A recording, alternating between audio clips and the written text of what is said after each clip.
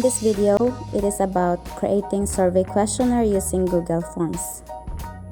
Tuturuan ko kayo kung paano gumawa ng survey questionnaire gamit ang Google Forms. So, kailangan ng internet connection to accomplish this task. So, ipapakita ko lang sa inyo yung steps kung paano gumamit ng Google Forms. Okay, you are going to choose Google Forms, create and analyze surveys for free. That option, then go to Google Forms. Remember to sign in your Google account for you to be directed to the page. In your Google account, then search Google Forms. Ita-type natin yung Google Forms and we will wait for the result. Yan, Google Forms, create and analyze surveys for free. Yan yung gagamitin natin to create our questionnaire.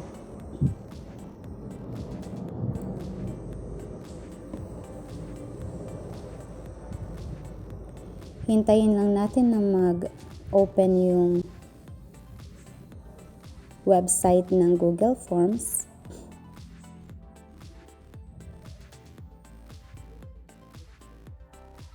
Yan. So, we will click go to Google Forms.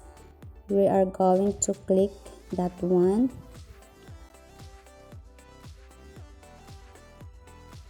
Okay, so we already signed in and we can start.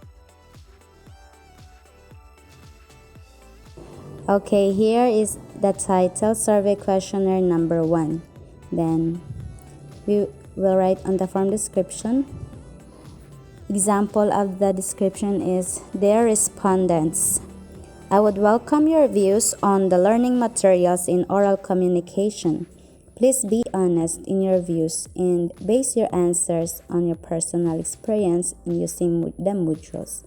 You may or may not indicate your name in the respondent's profile for confidentiality of your identity. So that will be in the purpose of the study. Another thing that you're going to write in the description is the data privacy statement. The example of this is, in accordance of Republic Act 10173 or the Data Privacy Act of 2012, all personal and sensitive information solicited and disclosed from this questionnaire shall be only used for the study alone. Rest assured that your responses in this instrument will be kept confidential. Thank you for taking time to complete this questionnaire. Respectfully yours, your name and the let's write researcher. Then the first question that you are going to ask is, do you want to be a respondent of this study? This is the very important question that you need to ask them, because they will decide if they are going to be a respondent or not. If they click yes, then they will proceed to answer the questionnaire, and if they click no, they will submit the form and they no longer need to answer your questionnaire. I will show you how to write the options. You need to click required or for this first question. Then the first option that you have to write is yes, the second is no. Another thing that you need to do is go to section based on answer, then click continue to next section for the yes option.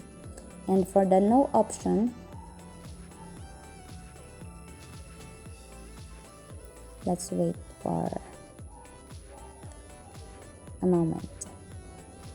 Okay, after the screenshot. So that is already set to continue to next section for our option yes. And for option no, submit form. That is very easy. And don't forget to hit the required button. So that is how we are going to set the options for the questionnaire.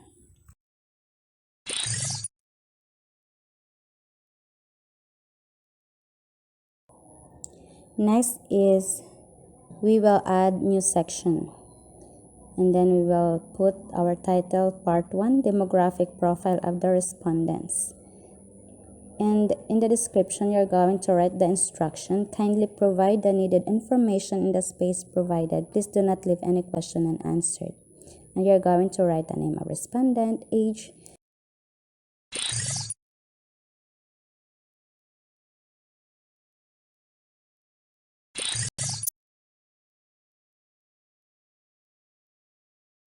sa pag-collect ng information para sa research project ninyo, isi-send nyo lang yung link ng questionnaire gamit yung Google Form sa mga respondents at mabilis mo makukuha yung response nila. Hindi mo na kailangan mag-print ng maraming questionnaires at mag-survey ng face-to-face. Napakadali na mag-interpret ng result kaya systematic ang pag-collect ng data.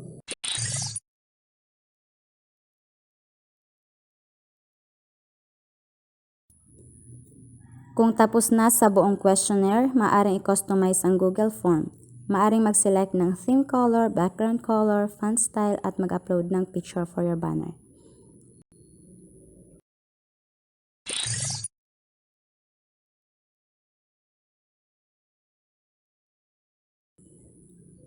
Kung approve na ng iyong research teacher ang iyong Google Form at may go signal na maaari na kayong magsimula ng data gathering, isend na ang iyong Google Form sa inyong target na respondents.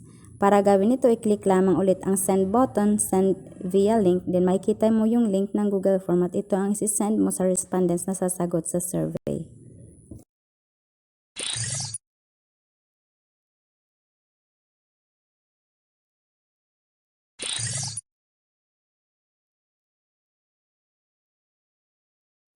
If it is your first time to visit my channel, please don't forget to click subscribe. Thank you.